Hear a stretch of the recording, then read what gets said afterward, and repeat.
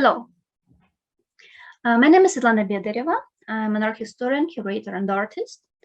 And today I would like to discuss such a difficult and important topic as the ongoing war of Russia against Ukraine, and to speak in the context of colonial and post-colonial and eventually decolonial pretext of this full-scale invasion that already led to numerous casualties among Ukrainian civil people, destructions of Ukrainian cultural heritage, and unbelievable atrocities that I'm sure many of you already know through the media. The point that I wanted to discuss today is an idea that Russia's war against Ukraine is not a colonial war. Ukrainian resistance against Russia is not anti-colonial resistance. Rather, we can speak about a process that was initiated by Putin's regime, which is the process of self-colonization of Russia. Self-colonization through affect of Russia towards Ukraine and the mythology and pseudo-historical claims developed by Putin's propaganda in the latest years. So what is self-colonization? Is one country which doesn't directly belong to the sphere of power of another country still proclaims itself as resembling its culture and being part of its some kind of political and cultural influences. That's what we see in this case in relations between Russia and Ukraine. When Russia says that Ukraine poses a threat to Russia, or that Ukraine is a country that has brotherhood ties and the Ukraine is the same people with Russians, and so on. Here we must think about one fact, that Ukraine over the last 30 years has created a network of effective cultural and political institutions. It developed its own vision, its own perspective of a variety of social processes, and it broke up with Soviet legacies. Ukraine passed through two important revolutions in 2004, the Orange Revolution, which formed the basis of solidarity in Ukrainian society, even though it was later challenged by all the chaotic political events. And then the next revolution was of 2013, the revolution of Maidan, when Ukrainian people once again proved the collective solidarity, which goes beyond the language identity, which goes beyond any kind of differences in perhaps political views. And Ukraine, in this way, entered to the colonial stage. Ukrainian political nation has formed through these events, and it was even more defined through the events of the occupation of Donbass in 2014 and the annexation of Crimea, because these processes help to overcome any kind of societal discrepancies. And the more and more Russia presents this colonialist affect towards Ukraine, the more Ukrainian society becomes liberated.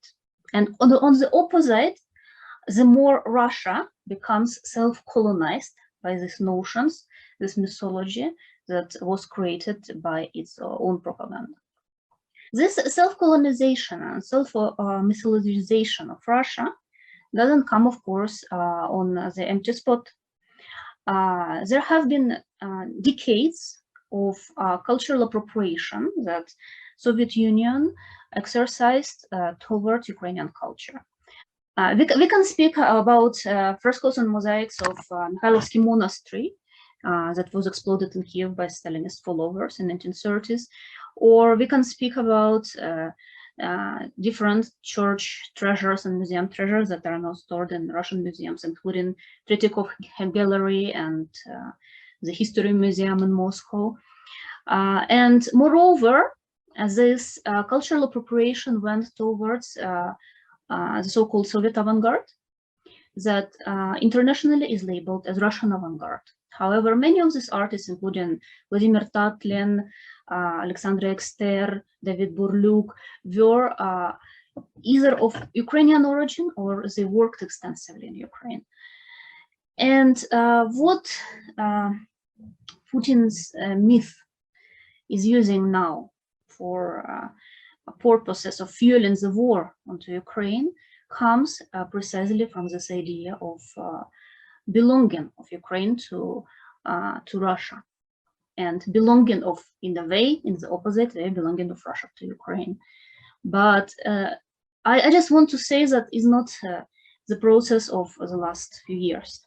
This is a process that has a duration of the century, and this is a process that for Ukraine now has come to a conclusion, because the colonialist or anti-colonialist discourse is not anymore pertinent for Ukrainian territories. And what Russia needs to do is to deal with their own self-colonization discourse that is occurring now in front of the global society. I want also to mention that some Ukrainian historians, such as Professor Yaroslav Gritsak, say that Ukraine has never been part of post-colonialist paradigm as applied to the post-Soviet territories. He says that both in Russian Empire and in Soviet Union, Ukrainian political elites were part of decision-making together with Russian political elites. And basically they belong to the core and not to the periphery.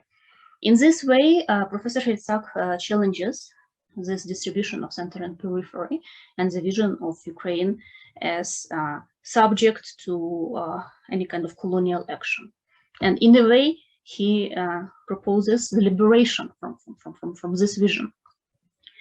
However, it is needed now to develop a theory or a paradigm that would take into account these complexities of the region, that doesn't go together with conventional post-colonial theories, but independently from these findings, I want to remark that Ukraine has now entered into a new stage of history, and this history is created in front of us through the fire, through all these sacrifices that we can see on these territories, through numerous victims, casualties, and loss of heritage, unfortunately.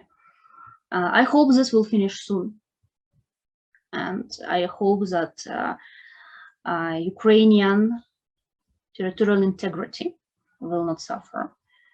But undoubtedly, what will happen is that nothing already will undermine conclusion of the decolonial process that Ukraine is going through right now. Thank you.